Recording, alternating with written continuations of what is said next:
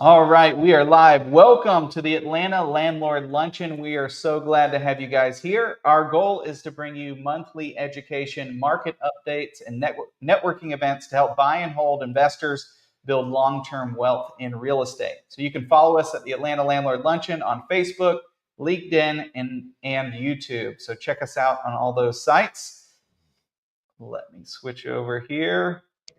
My name is Matt Martin with PMI Georgia. I'm here with Chris Littleton, owner, founder, property manager, real estate investor extraordinaire. Yes, I've been at it for a couple of decades now, and working on that third one. I tell you, real estate investing has been a blessing for me and my family. It's given me lots of opportunities through the years to, real estate's just a great long-term way to build wealth and give you some lifestyle freedom as well. Right. So, absolutely. And, I particularly like the topic that we're on today. I mean, we've seen a lot of changes in what we call the short-term rental, vacation rental market. Don and I have been at that for about, I think, 3 years now with a couple of our properties, and we're personally bringing on another property online as well.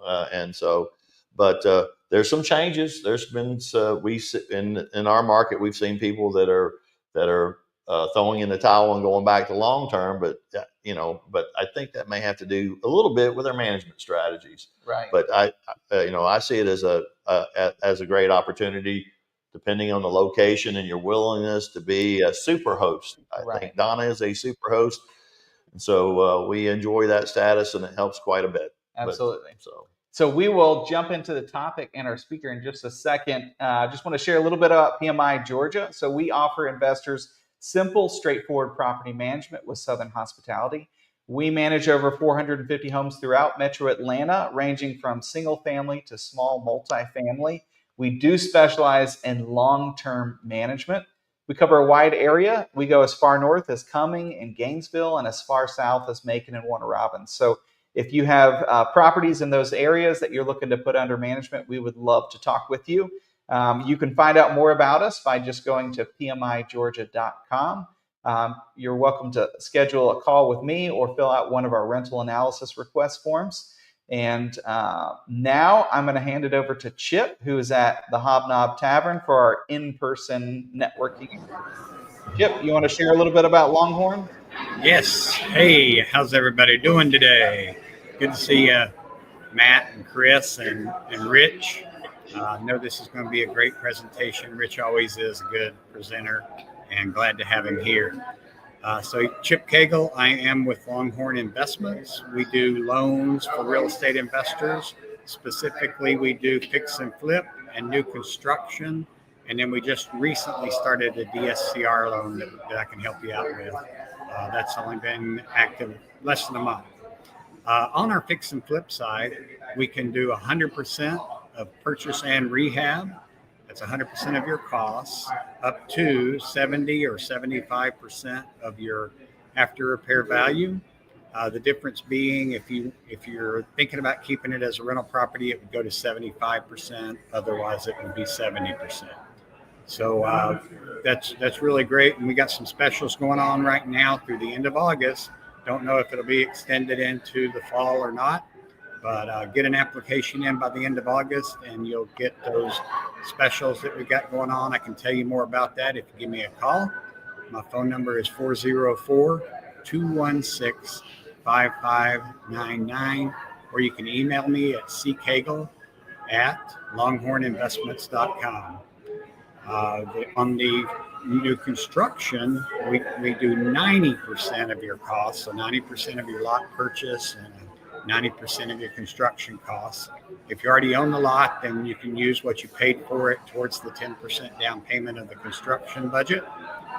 And that is up to 70% of the appraised ARV. So there again, we can talk about that if you give me a call. We only work with residential 1 to 4 units, no commercial properties, and nothing over 4 units. We can do townhomes, but we can't do condos, and we don't do manufactured or mobile homes. So, talk to you soon. Thanks. All right, so I am going to introduce our topic and speaker for the day. So today's topic is the state of short-term rentals, market trends, Atlanta Metro ordinances, and profit strategies. Our speaker today is Rich Munroe, founder of B&B Investing Group and president of the Atlanta Metro Short-Term Rental Alliance, also known as AMSTRA. So he's going to share an in-depth update on the current short-term rental market and what's changing in the Atlanta metro area's short-term residents or short-term STR ordinances, and drawing on over a decade of experience operating 75 plus properties across multiple cities. Rich is going to update us on the latest market trends, key metro ordinance updates, and what they mean for hosts, how short-term rentals can outperform long-term rentals for wealth creation, and proven methods to maximize revenue and scale profitability. So whether you're a seasoned investor or just exploring short-term rentals, you'll walk away with clear insights, strategies to stay compliant, competitive, and highly profitable. All right, Rich, thank you so much for coming on board with us today. I know you're at the Atlanta City Hall getting ready to speak. And so thanks for taking the time to talk with our investors about short-term. I think, Chris had mentioned we've seen some changes. I think a lot of people have heard rumblings. We do speak with a lot of investors who have been trying short-term or still interested in short-term. So we're really excited for what you have to share today. Yeah, welcome. absolutely. Yeah, Matt, Chris, Chip, thanks so much for the invite. It's always great to connect with you guys. I think I spoke about 6 or 7 months ago at one of the landlord luncheons. I think that one was in person. So I'm happy to be back. I appreciate the invite.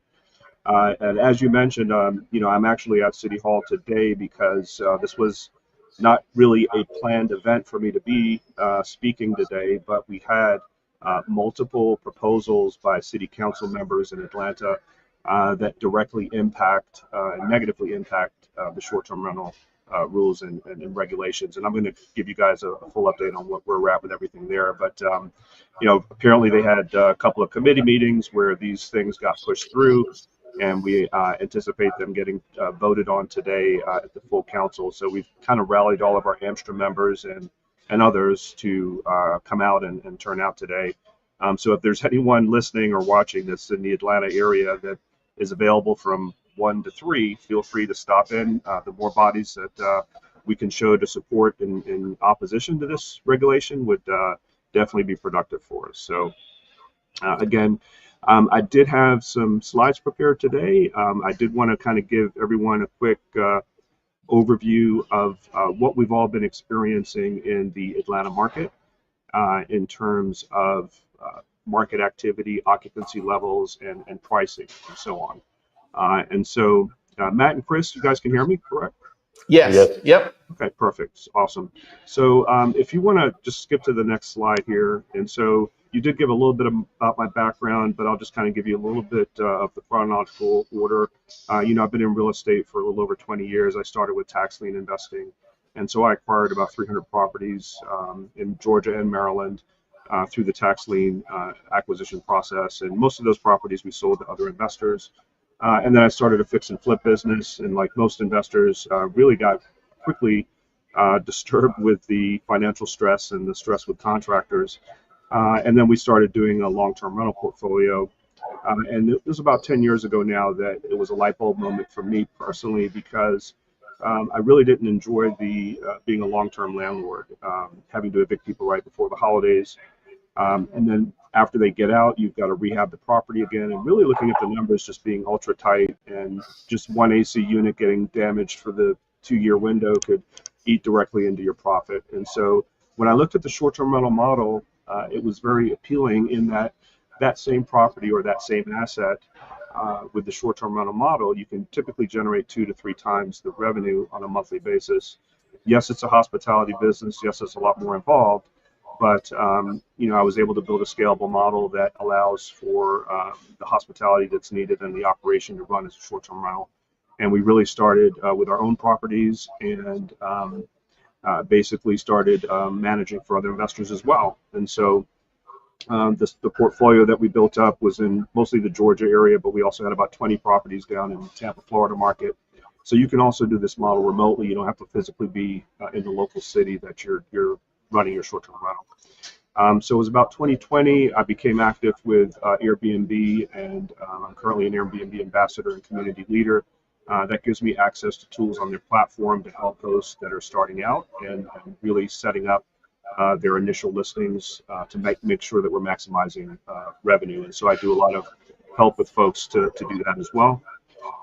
Like I mentioned, with the non-investor friendly regulations in the city of Atlanta, in 2022, I formed the Atlanta Metro Short-Term Rental Alliance. It's a nonprofit.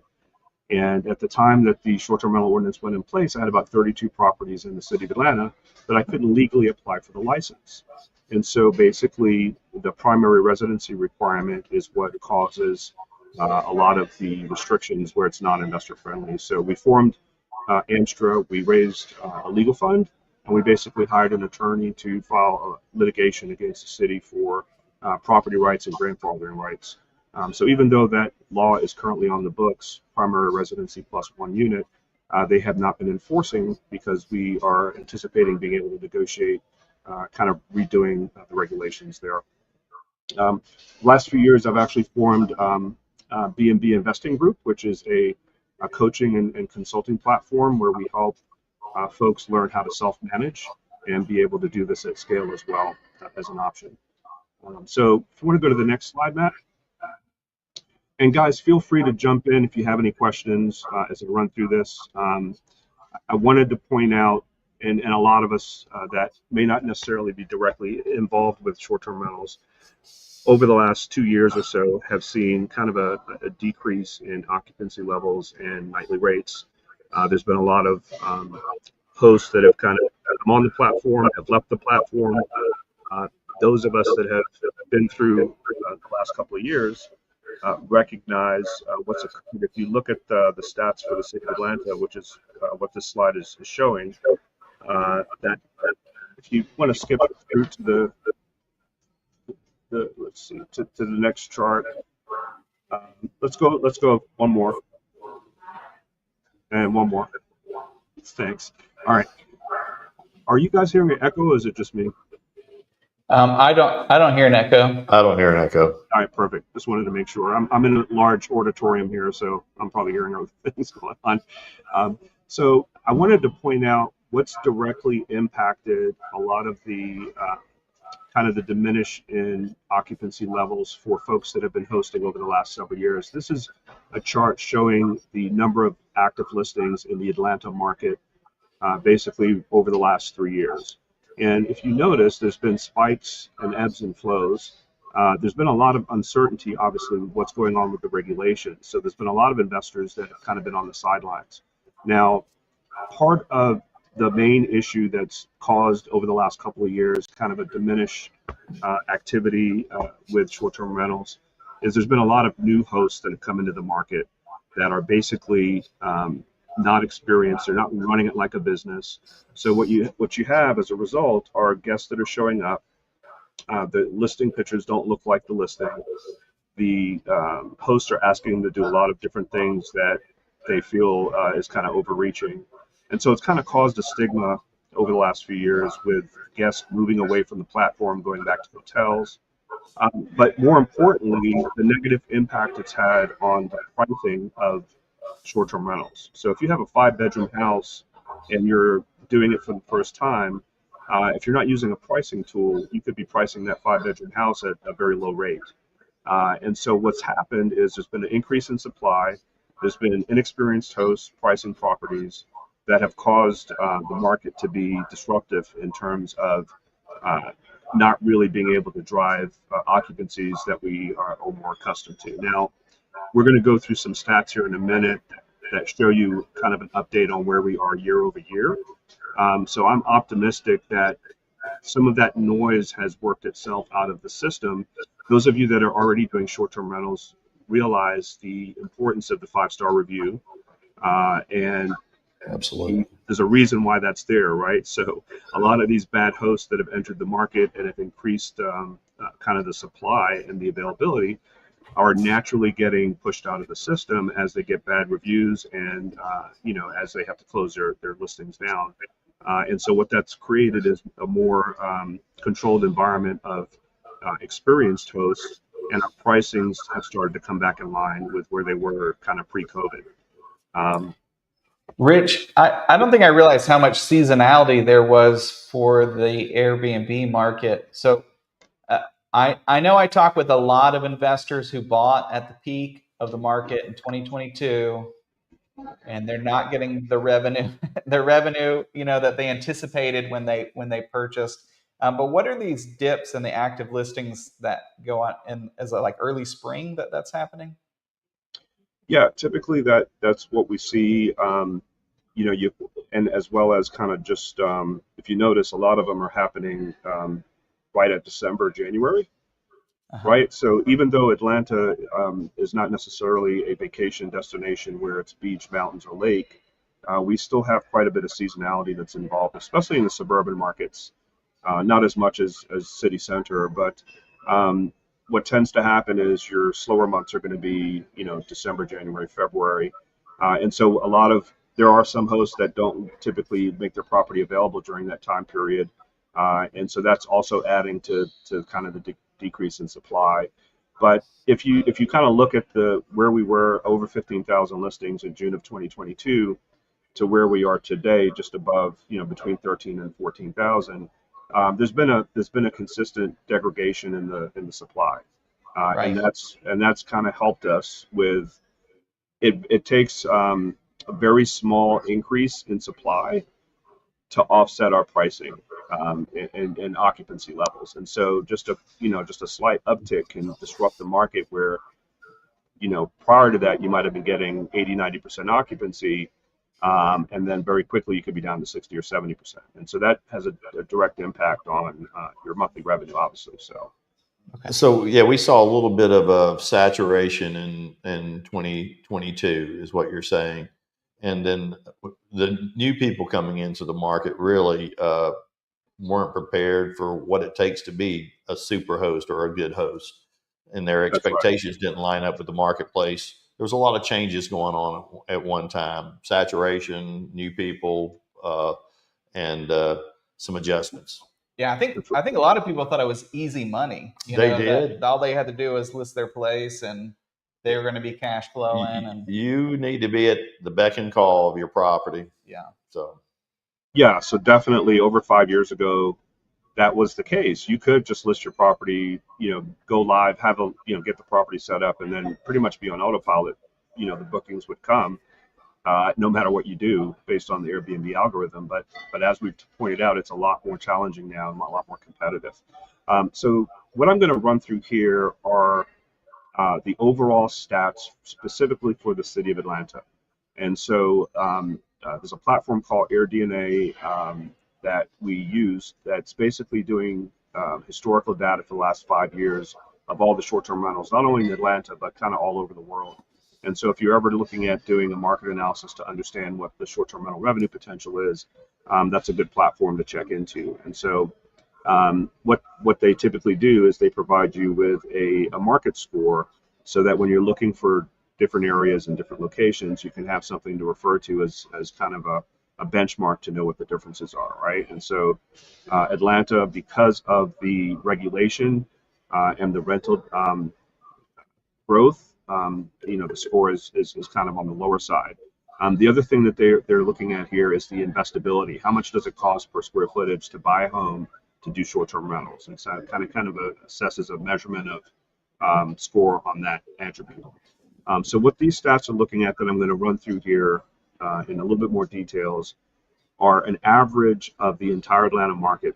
So that includes 1 bedrooms, 2 bedrooms, 3 bedrooms, 4 bedrooms, 5 bedrooms, and larger homes. So it's an average of all properties.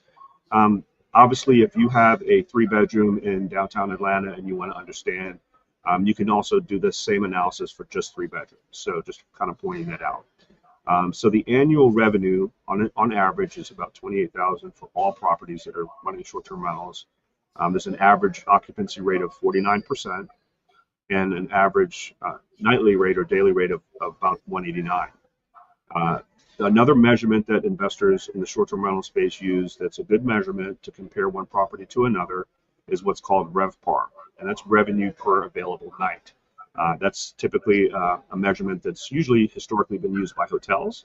But if you're a short-term rental investor, it's also a good measurement. And all it's really doing is looking at your total revenue for the month, dividing it by 30 days, how many nights you had available, and coming up with that daily rate.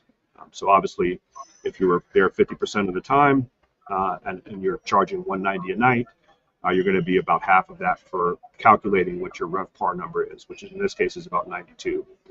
The value of that is if you're looking at a 1-bedroom compared to a 5-bedroom, it kind of gives you one benchmark to understand what your revenue potential is. So now if we go to the next slide, this is going to give us a good indication of occupancy rates on, again, all the Atlanta market historically over the last 4 years. Now, if you look at the chart, basically the red line is 2022, kind of and I'm a little bit colorblind if I'm misputting the colors, but that light blue one is 2023. The kind of the orangey one is 24, and then that dark blue one is 25. Now, I've just talked about how the last 24 months have been difficult, right? So the occupancy levels were definitely lower during 2023, year over year. And if you notice with the orange line, we're starting to improve year over year. And then our blue line is kind of consistently a little bit above or right at 2024's activity. So our occupancy levels are starting to trend in that upward direction, again, directly attributed to what I referred to earlier with a lot of the inexperienced hosts that have they're getting culled out of the system. If we go to the next chart. That's great. So there's pretty consistent demand in the June months of the year. That's right. Yeah. So right before the summertime. This is looking at the same time period, but for total revenue.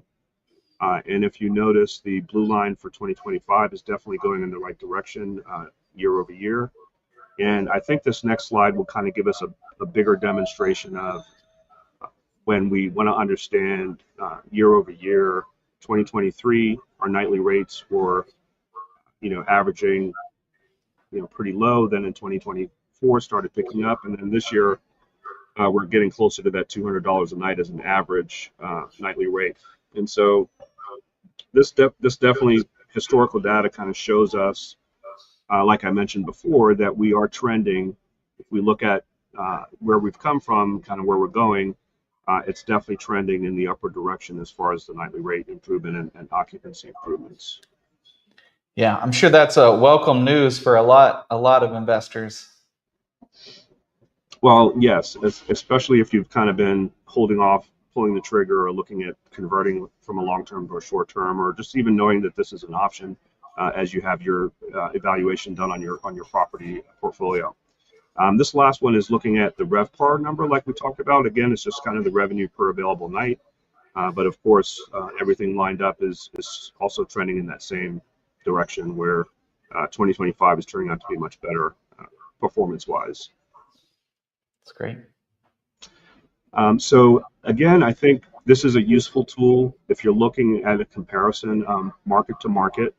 And so not only all city, but you can look at zip code, you can look at neighborhoods, and you can drill into these statistics to understand what the average occupancy levels are and what the average nightly rates are and what the average revenue is. So it's a good tool to be able to prioritize perhaps where your acquisition strategy is, whether you plan on doing short-term right away or not, to have this in your toolbox. And if you're making an acquisition, to know what that market's going to be doing as a short-term rental. You may start out as a long-term rental, but 2 years later have some issues where, the rental market might be a little bit more tight, and so you might want to do short-term rental for a little while. So it's good to know that what those neighborhoods are doing compared to others.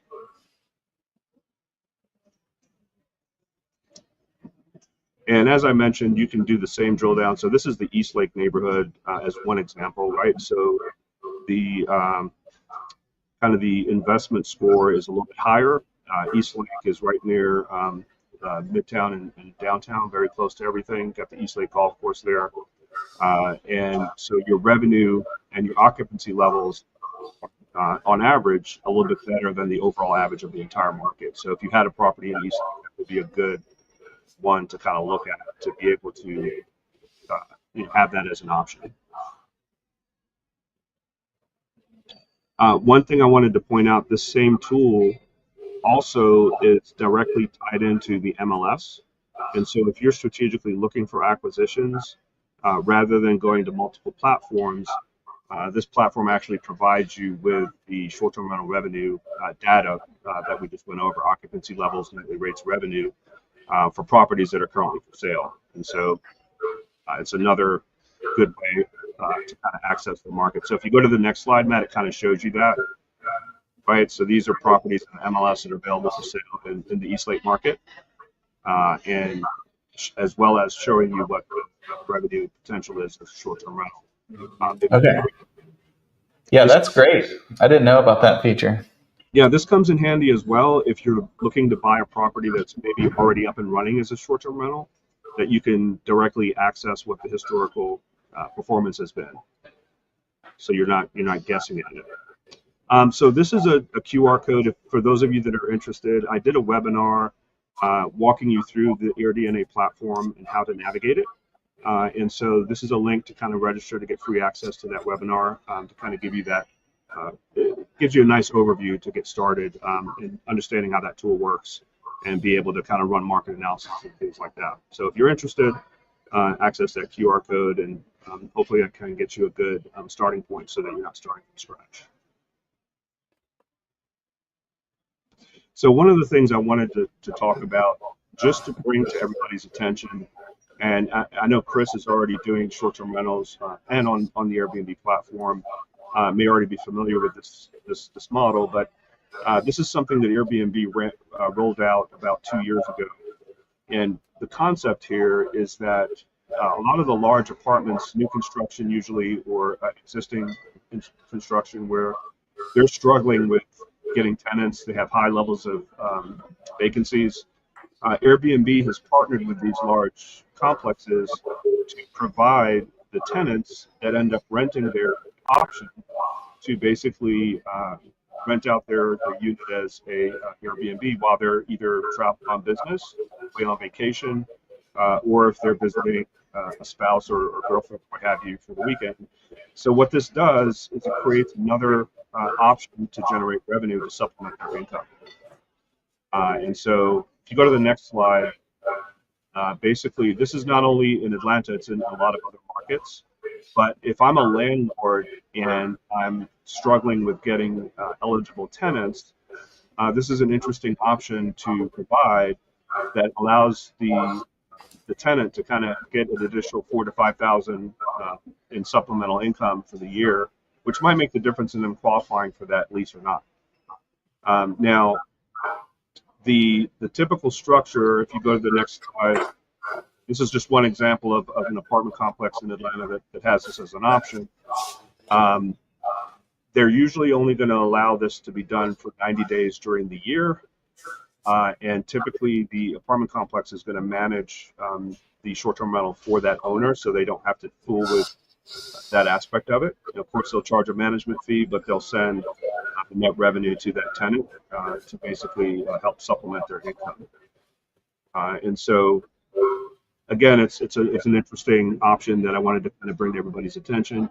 There are some multifamily landlords that are looking at doing this strategy, and it just kind of gives you an additional option when you're looking at tenant screening and looking for options.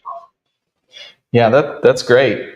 You haven't mentioned the World Cup, coming next summer, but I've had people calling, trying to figure out what to do, and this seems like could be pretty accessible to a lot of people in that time period. Yeah, that's right.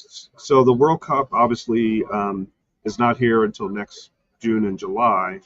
However, we're already on a lot of our properties starting to get inquiries for folks that are planning to come, as far as being able to have places to stay. And so you're absolutely right. If I'm a long-term landlord and I've got 3 or 4 properties that are in close proximity to Mercedes-Benz, most of these large events that we have, obviously Atlanta's been fortunate to have the Super Bowl, the All-Star Game, some other large events. What we typically experience is anywhere from a 10x to 15 to 20x in some cases of the nightly rate, the market nightly rate. And so it's another way to generate income. A good analogy is long-term landlords in Augusta, for example, when they have the Masters, they'll rent out their properties for 15, 25,000 for the week of the Masters, right?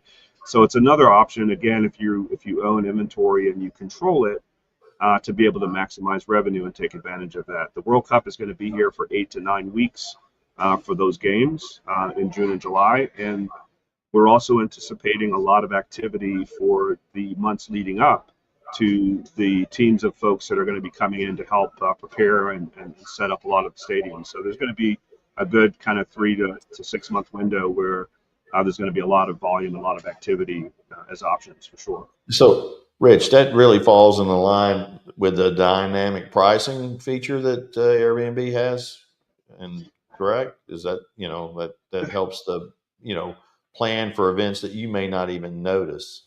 Exactly, and we've actually, AMSTRA is preparing for an in-person meeting on September 3rd that is going to do that very thing, kind of educate folks on what they should be doing. The worst thing that can happen right now is people are getting booked at the regular rates because people are making bookings so far in advance, and so now all of a sudden you've got somebody booking you for a week during the World Cup and you're just at regular rates instead of market rates. And so it's important to use not only Airbnb, but there's multiple other pricing tools that do that for you, that strategically let you know and make your pricing adjustments automatically based on what's happening in the market. And you don't want to kind of get blindsided by that. And so we are going to be doing that at our AMSTRA event. I also have the economist from AirDNA that will be giving us a more detailed update on what's going on in the Atlanta market, and as well as what's being forecasted. These are AirDNA economists that kind of study what's going on globally to understand what the future potential looks like for short-term rental revenue. And so we've got those folks participating.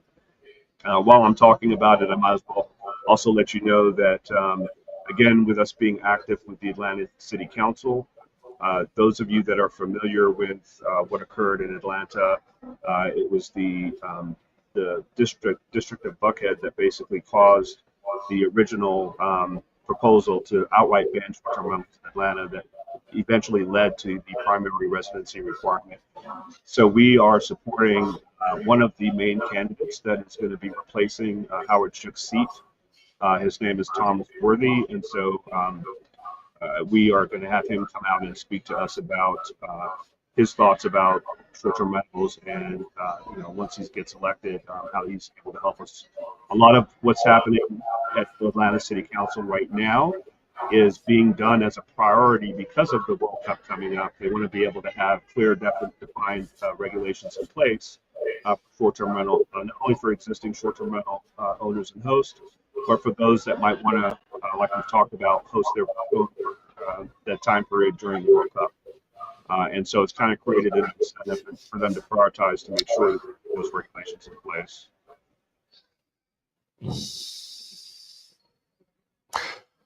There's going to be several venues throughout Georgia for the World Cup too. So there's opportunities not just in Atlanta, but outlying markets as well. That's right. That's right. Where are your properties at, Chris? Fairburn, Peachtree City. We have a house in Fairburn as well that does quite well. We probably do around 70 to 80% occupancy, and actually have that, if we have time today, to look at an actual example of how that's performed compared to long-term rental. So the Airbnb friendly thing, like I mentioned, is in a lot of other cities besides Atlanta, and that's what this is representing here. A lot of the major cities are employing this, and this also helps us for short-term rental owners and investors. Historically, for those of you that are familiar with the rental arbitrage model, it's usually frowned upon, and it typically started from people doing it on the slide or sneaking to do it in their apartment without the apartment complex's knowledge, and so people would get busted. They'd have to shut down the short-term rental. So this is a movement in the right direction of acknowledging that this is a viable option for folks. the Airbnb friendly apartment program doesn't necessarily help us as investors just yet, but it does help to remove that negative connotation that we had with people trying to do Airbnb with a rented apartment, right? So it's becoming to be more commonplace for folks to be able to do that, and not only be able to do it, but every single master lease that I've ever done, it's crystal clear in the lease that the landlord owner approves of me doing a short-term rental there. It's not me physically living there. So there's ways to do it the right way, and help out with that. So I wanted to touch on, we've talked about the regulations a little bit, wanted to do a little bit of a deeper dive just so everyone kind of realizes the importance of this. Unfortunately, most major cities, including where Airbnb is based in San Francisco, have this primary residency requirement as an ordinance. So there's no surprise that Atlanta ended up going that direction. When we work very closely with the Airbnb policy team, and unfortunately, when any council members or regulatory folks start talking about banning short-term rentals, the first starting point is, Airbnb started as a home sharing model. You could rent your couch, you could rent your extra room, and so if there's a threat of being banned, then they usually push the primary residency. If I live in the city, I should be able to do that as an option. So there's a lot of these other major cities, DC, New Orleans, Chicago, Miami, Los Angeles, that have adopted this same requirement. So on the next slide, we're going to look at the current rules. If you look up the rules on City of Atlanta's website, you're going to see that you have to basically be a primary resident to apply for a license, and you basically are able to do that property plus one additional. And so since this has been in effect, like I've mentioned, the enforcement has been delayed because they've recognized that this is really not constitutional. This is something that it's already been proven in courts in New Orleans, for example, that it's been deemed unconstitutional for a local jurisdiction to require you to be a primary resident in order to get a license. And so they, for the most part, have already acknowledged that that requirement is going to get removed from the new recommended ordinance, as well as limiting it to just plus one unit. So that's part of what we're currently negotiating with the city, is figuring out what that is going to look like going forward. So the AMSTRA website, if you guys are interested in kind of learning a little bit more about AMSTRA, if you go on our website, we also, you don't necessarily have to be a short-term rental owner to join. And we welcome any support. Essentially, this is all for grandfathering rights and for property rights. And so if you own a property in Atlanta, and we get this passed for grandfathering rights, the grandfathering stays with the property, so that adds value to your asset to be able to have that property to be able to run it as a short-term rental. So that the next slide shows our website. It's amstra.org. You can go there and check it out, get a little bit more information. We've actually got support from a lot of the corporate sponsors, which includes Airbnb. And so we, are thankful for the support, because this is going to be kind of it's been a 3 or 4 year battle here. So we're hoping to get this thing resolved sooner than later. This next slide is going to show us what we are proposing as a part of our negotiations with the city. Rather than a limitation of license for one property plus one, we would propose more of a citywide percentage cap on short-term rentals based on the overall number of available dwelling units. This is similar to what Savannah does. And so the Savannah market has a 20% limitation on short-term rentals in their historic downtown district. So we're looking for something in that along those lines, instead of trying to limit your ability as an owner to only do 1 or 2 properties. The building caps for multifamily buildings, we are looking for something that's more reasonable. Unfortunately, one of the proposals that's being proposed today at City Council is a 10% cap on all multifamily buildings, which means you can only do short-term rentals for 10% of your properties within a multifamily building. So we're fighting that, obviously. There's a problem with one of the condo buildings in Atlanta that has been, it's majority ran as a short-term rental and has kind of caused a disruption amongst a lot of the other owners that live there on a long-term basis. And so they're trying to fix that one problem with this broad stroke legislation restriction, which is not the way to do it. It's kind of unintended consequences for solving for one problem. We're also going to be proposing legacy license category, which is basically defining who's able to get grandfathering rights. If you're already up and running as a short-term rental operator, then you should be able to continue to do so. And we're going to exclude the owner-occupied and operator-occupied units from the global cap, so that that doesn't impact, go towards the percentage of folks. So if you're interested in participating or joining AMSTRA, like I mentioned, we are going to have an in-person meeting on September 3rd. We try to have an in-person meeting at least once a quarter to update our members on what's going on. And we also do virtual events as well. And so, feel free to scan that if you're interested in joining. We typically put our membership dues based on the number of properties that you're managing. So it's $150 a year if it's 0 to 4 properties, and then it kind of goes up from there depending on the number of properties that you have. So yeah, you can go to the next slide. So I just wanted to go through a couple of examples. Those of you that have only done long-term rentals, there's some benefit obviously to have a consistent monthly number that is coming in. So there are some ebbs and flows with short-term rental. Some months are going to be higher than others, obviously. Each month you're going to have anywhere from 3 to 4 guests that are coming and going. This is just one of our properties in Tampa, Florida, as an example. It's a 3-bedroom, and the market rate on this property at the time was probably around $1,900 as a long-term rental. And so instead of doing a long-term rental, you're able to command, this average night rate of $212, around $3,400 a month in short-term rental revenue, just as an example. The next property is actually a 4-bedroom house in Beaufort, Georgia. And, we find that the larger homes tend to do obviously better. We've had a lot of, contractors and business travelers that tend to get a 4 or 5-bedroom house instead of getting 4 or 5 different hotel rooms. It makes economic sense for them to do that as a win-win. And so that is, one of the reasons why a lot of our occupancy levels on larger homes tends to be better. The other thing too, as far as the availability in most markets, about 50% of the number of properties available are typically going to be 1 and 2 bedrooms. And so there's a lower percentage of availability in the market for larger properties. And so as a result of that, we're going to get a higher, occupancy because there's less supply, right?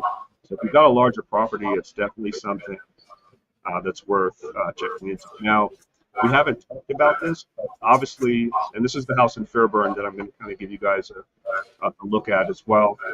One of the things that isn't obvious, but we need to touch on, when you're doing short-term rentals, you have to invest in staging and setting up the property in the beginning, right? So on a 5-bedroom house, to do it right, you're typically looking at about $30,000 to $35,000. And obviously on smaller properties, it's less.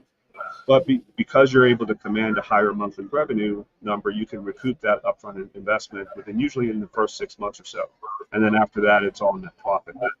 So obviously, when you're looking at options, make sure that you factor in that initial investment. So I just wanted to use this property as an example. Chris has a property in Fairburn in Peachtree City. This is a house in Fairburn that we've been running as a short-term rental for the past 2.5 years, and it's City of Fairburn thankfully does have short-term rental regulations that are very reasonable. You apply for a license, you get an inspection, you pay taxes, you notify the neighbors of who the manager is or the owner in case there's any issues that come up, and we basically have been doing this and strategically.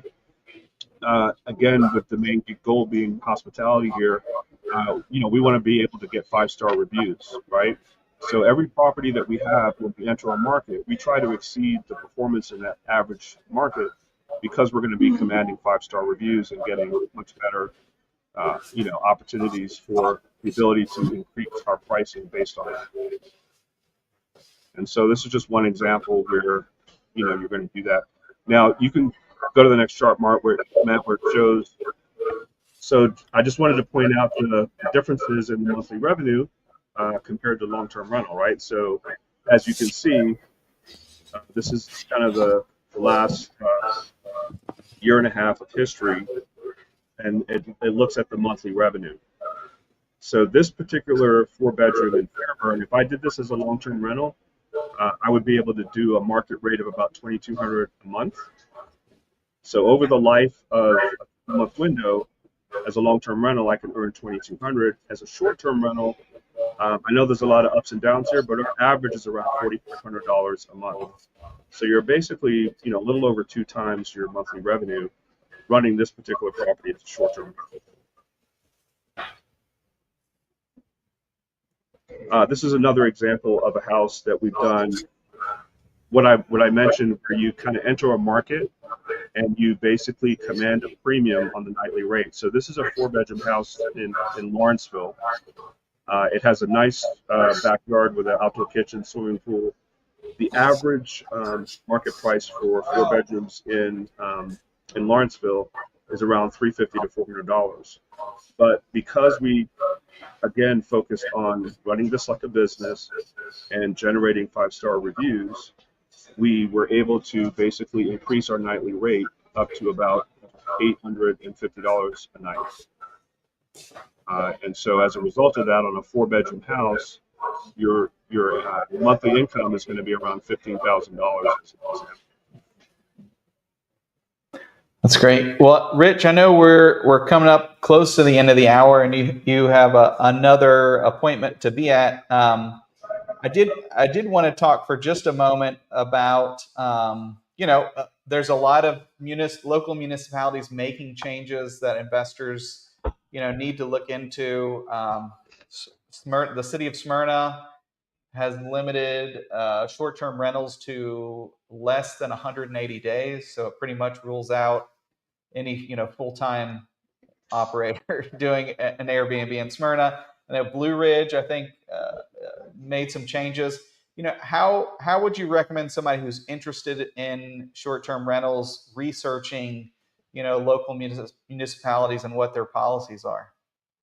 Yeah, no, that's a great point, Matt. I mean, that is the very first thing you need to do when you're exploring the option, whether you're about to acquire in that market or if you already have an existing property in that market. And what I typically recommend folks to do, because this legislation moves very quickly and it's ever changing, and so the best way to basically tap into understanding what that looks like is picking up the phone, calling the planning and zoning department and asking them what their current short-term rental regulations look like. And they're either going to tell you we don't have one because they're probably still working on it, or they're going to let you know this is what it is and this is what's required. And so before you even lift a finger to make that offer on the property, it's good to have a clear understanding of what that regulatory environment looks like and be able to do that. Now, I think, knowledge is power. So as a short-term rental investor and as someone that focuses on this 100% of the time, I actually like when there's, over stringent regulations, because you can still operate on the periphery.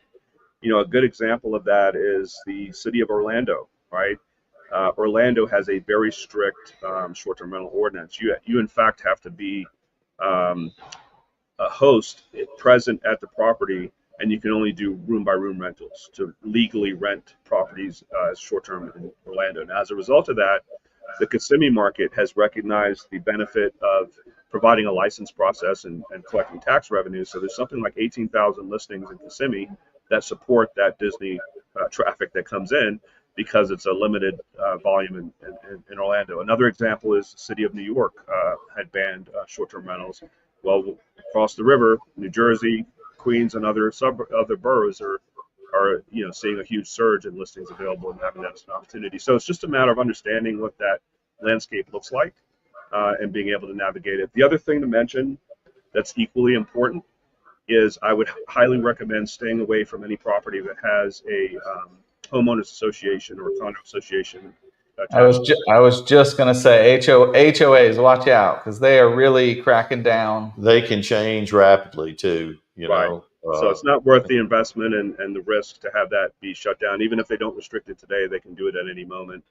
There's some exceptions to that, obviously, in beach areas where they allow it. But, when you're looking at properties in the suburbs in the city, that's typically the HOA is going to be a risk. So there's plenty of other properties out there that don't have HOAs that Yes. you can invest in, that it's just not worth messing with it. A nosy neighbor can wear you out. So, yes. That's right.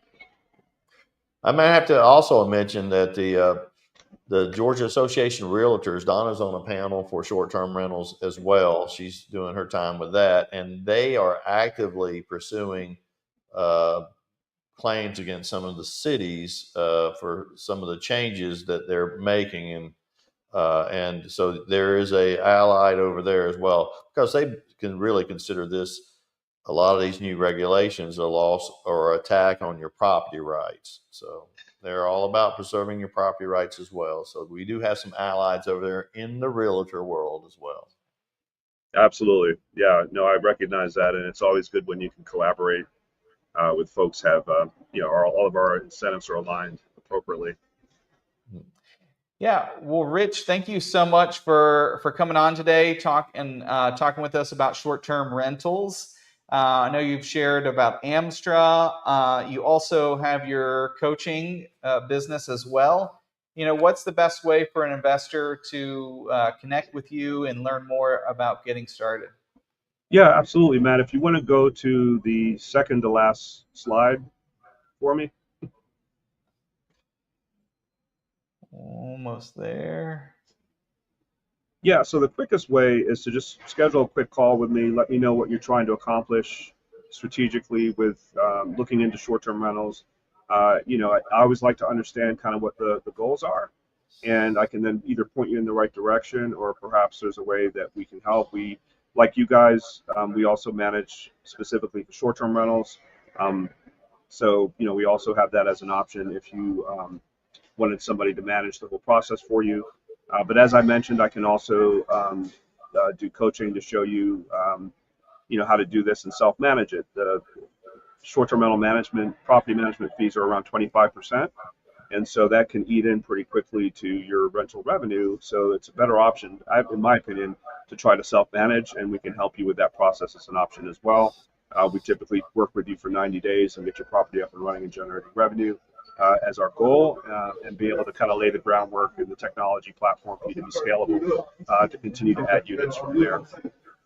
So yeah, the best way is schedule a quick call with me. We can touch base. And then as well, if you just have a property you need help on running a short-term rental analysis, we can help with that as well. All right.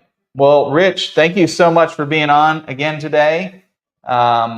We look forward to continuing to see how short-term rentals evolve as municipalities adjust to it. I think there's a lot of exciting things ahead. I know there's, like, Branson, Missouri does specific zoning for short-term rentals, and so I'd love to see more municipalities I guess embrace it wisely, and what that looks like, because it is I think as the economy comes back, more people will get back out and they enjoy touring properties like this. So Definitely.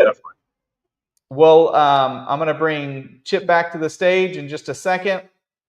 Again, PMI Georgia, we specialize in long-term rentals. So if you are interested in growing your rental portfolio and want to put it on autopilot, I know short-term is not for everybody, and they want passive income. And so long-term rentals are the best set it and forget it option, where we can take care of all the stress and management for you and send you a distribution each month. So so feel free to reach out to us again, pmigeorgia.com. You can request a free rental analysis, or book a call with me. And then I'll hand it over to Chip at Longhorn up at Hobnob Tavern. Hey, so this is the third Monday in August. We'll also have this again on the third Monday in September, which would be the 15th of September. And we're planning to have Roger Herring, who is he calls himself the investor's accountant. So if you're a real estate investor, he's a great guy to have in your corner to help you get the lowest taxes possible. All right. So appreciate it, Rich. Did a great job as always. Thank you so much for having me, guys. Appreciate it. Thank you, Rich. And Absolutely. good to see you, Matt and Chris. Yeah. Have a great day. All right. Bye, everyone. Take care, guys. Bye. Take care, everybody.